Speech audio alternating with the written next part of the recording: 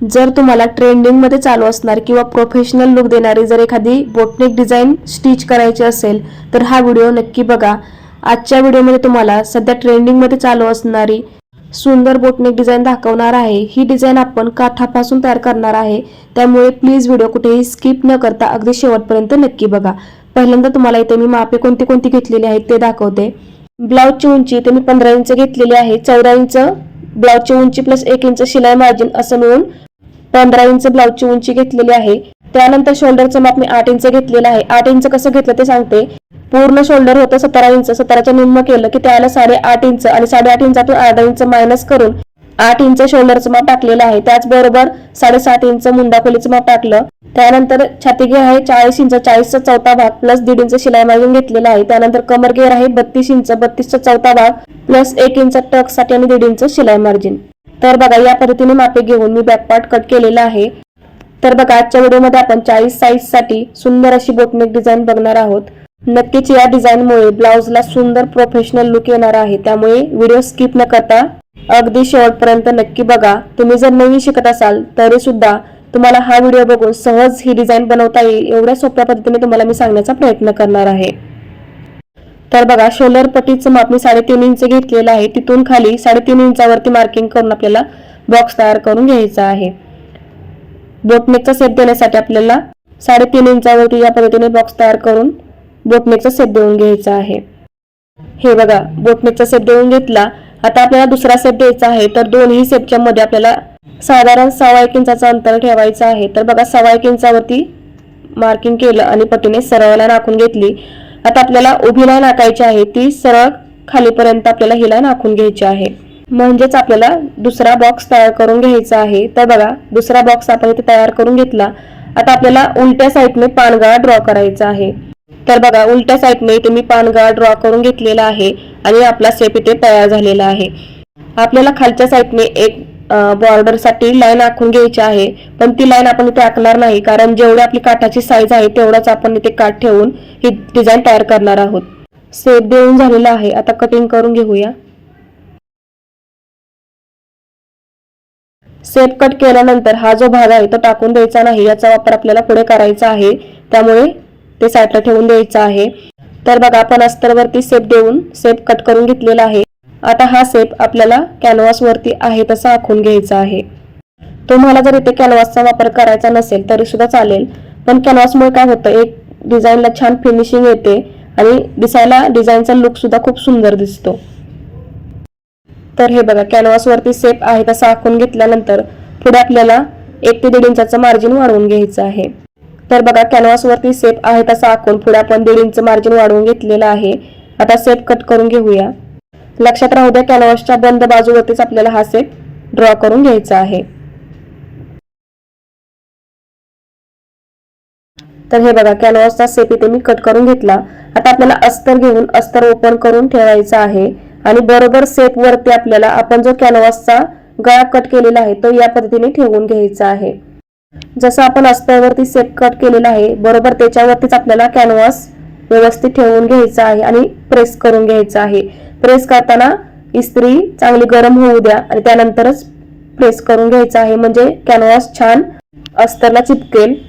आता main fabric घेऊन आपल्याला मेन फॅब्रिकची सरळ बाजू वरती करायची आहे आणि सरळ बाजूवरती आपल्याला या पद्धतीने अस्तर ठेवून घ्यायचं आहे।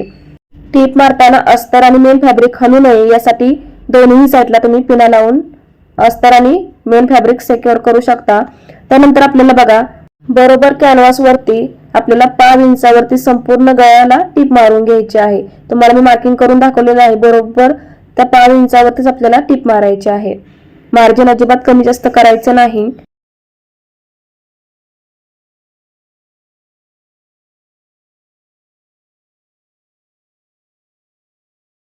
तर हे बघा बरोबर 5 इंचावरती आपण टीप मारून घेतलेली आहे। आता आतलं जे एक्स्ट्रा कापड आहे ते कट करून घेऊया। आतलं एक्स्ट्रा कापड कट केल्यानंतर आपल्याला संपूर्ण गळ्याला असे छोटे छोटे कट देऊन घ्यायचे आहेत।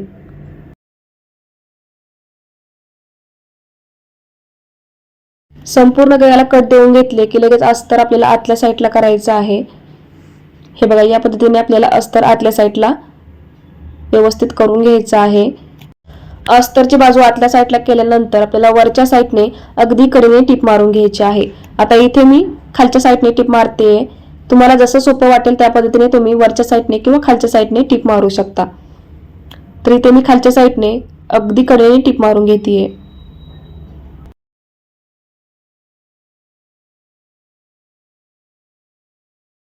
तर हे बघा, खालच्या साईडने अगदी गळ्याच्या कडेने एक टीप मारून घेतली। आता लगेच अस्तर सुद्धा जोडून घेणार आहे।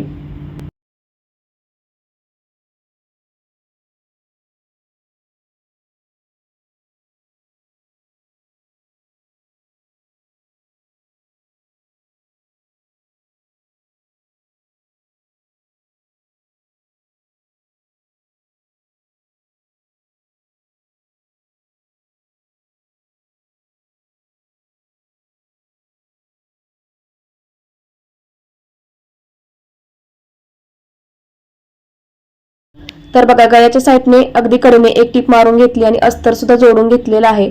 आता एक्स्ट्रा जे अस्तर आहे ते कट करून घेऊया।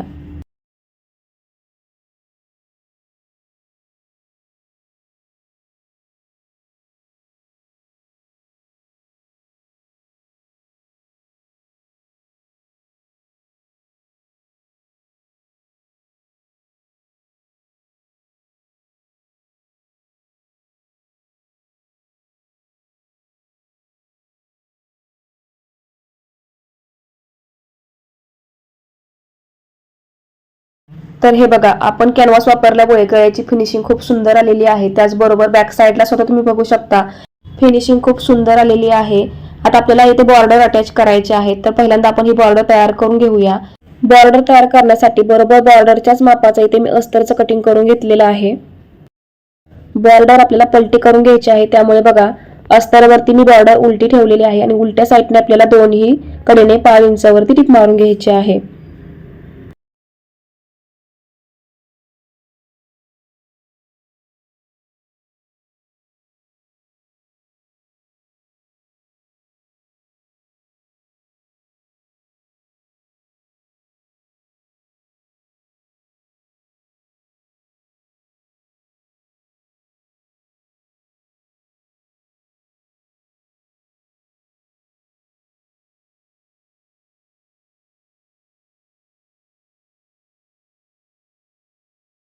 दोन्ही साईडला 5 इंचावरती टीप मारून घेतल्यानंतर एक्स्ट्रा जर कापड किंवा अस्तर असेल तर ते कट करून घ्यायचं आहे।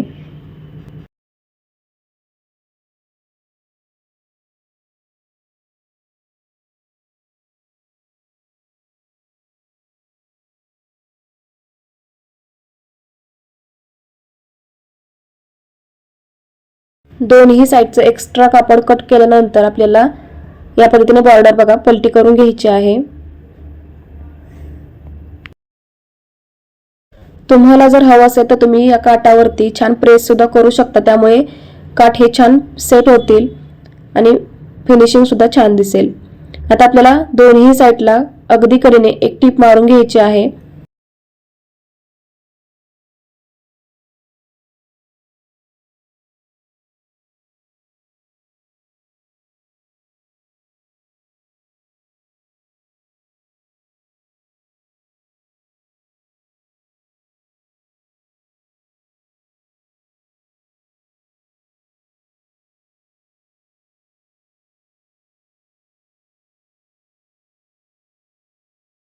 तर हे बघा, छान आपण बॉर्डर किंवा काठ तयार करून घेतलेले आहेत।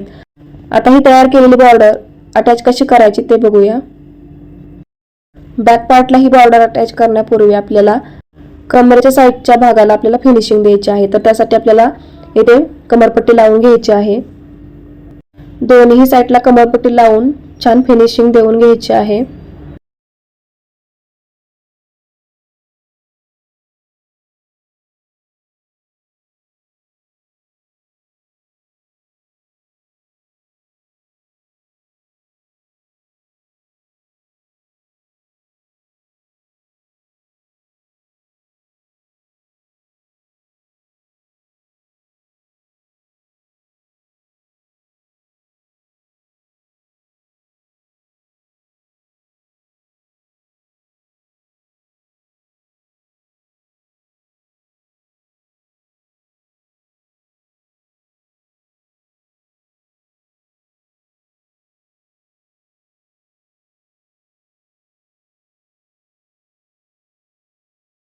तर हे बघा दोन्ही साईडला कमरपट्टी अटॅच करून घेतलेली आहे. आपण जी बॉर्डर तयार केलेली आहे तर ती अटॅच करून घेऊया. तर बघा बॉर्डर व्यवस्थित या पद्धतीने सेट करून घ्यायची आहे.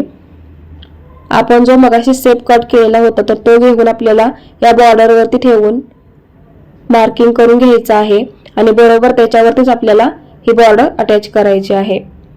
त्यामुळे माप अजिबात कमी जास्त होत नाही. आपण जर अंदाजेच काठ जोडले तर बऱ्याचदा काय होतं बॅक साईडला काठ असे उचलल्यासारखे दिसतात. तर तसं होऊ नये त्यासाठी आपल्याला बरोबर मार्किंग वरतीच व्यवस्थित बॉर्डर अटॅच करून घ्यायची आहे.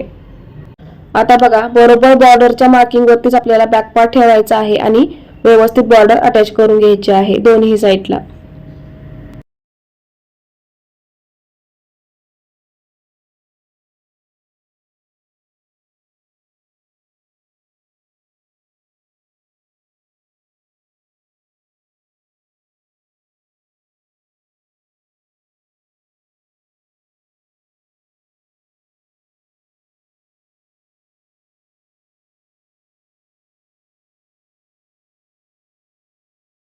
तर बघा दोन्ही साईडला व्यवस्थित टिप मारून बॉर्डर अटॅच करून घेतलेली आहे.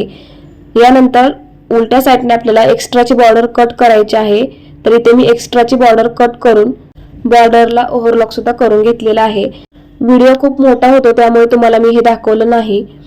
बॉर्डर अटॅच करून घेतली. आता आपल्याला वरच्या साईडने गळ्याला फिनिशिंग द्यायची आहे तर त्यासाठी इथे मी गळ्याला पट्टी लावून घेणार आहे. तर इथे मी 1.5 इंचाची पट्टी कट केलेली आहे आणि संपूर्ण गळ्यावरती आपल्याला पट्टी फोल्ड करून 5 इंचावरती टिप मारून घ्यायची आहे.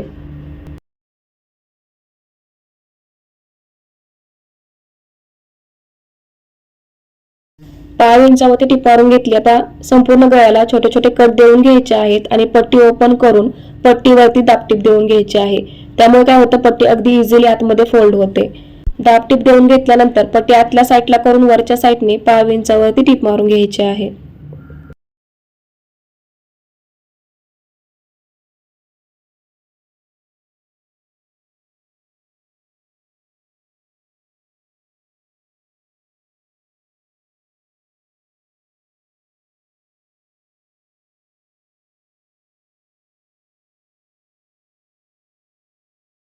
तर बघा गळ्याला छान पट्टी लावून आपण फिनिशिंग दिलेली आहे. आता सर्वात महत्त्वाचं म्हणजे मी बॅक पार्टला टक्स टाकणार नाही. याचं कारण असं की टक्स जे आहेत ते बरोबर काठावरती येत आहेत आणि ते दिसायला अजिबात छान दिसत नाही. तर त्यासाठी मी ते टक्स टाकणार नाही. आता टक्स जर आपले टाकायचे नसतील तर तुम्हाला एक करायचं आहे. कमरेच्या साईडने आपण जे टक्स साठी 1 इंच मार्जिन घेतलेलं आहे शिलाई मार्जिन तर ते आपल्याला कट करून टाकायचं आहे. आपण जर टक्स टाकले नाहीत आणि मार्जिन सुद्धा कट नाही केलं तर ब्लाउजला मुंड्यामध्ये गोळ येऊ शकतो किंवा फिटिंग मध्ये प्रॉब्लेम येऊ शकतो. तर त्यासाठी आपल्याला एक्स्ट्रा जे मार्जिन आहे ते कट करून घ्यायचं आहे. तर बघा अशा पद्धतीने आपली सुंदर अशी डिझाइन तयार झालेली आहे. या डिझाइन वरती तुम्ही लेस सुद्धा लावू शकता किंवा अशा पद्धतीचे शो बटन सुद्धा लावू शकता. त्यामुळे अजून छान ह्या डिझाइनला लुक येईल. तर बघा अगदी सोप्या पद्धतीने सुंदर बोटनेक डिझाइन कशी तयार करायची ते तुम्हाला अगदी सविस्तर दाखवलेलं आहे. व्हिडिओ आवडला असेल तर लाईक करा, शेअर करा आणि असेच नवनवीन व्हिडिओज बघण्यासाठी चॅनलला सबस्क्राईब करायला मात्र विसरू नका. चॅनल सबस्क्राईब केल्यानंतर शेजारी जे बेल आयकॉन आहे ते नक्की प्रेस करून ठेवा. पुन्हा भेटूया असेच एका नवीन व्हिडिओ सोबत. तोपर्यंत बाय.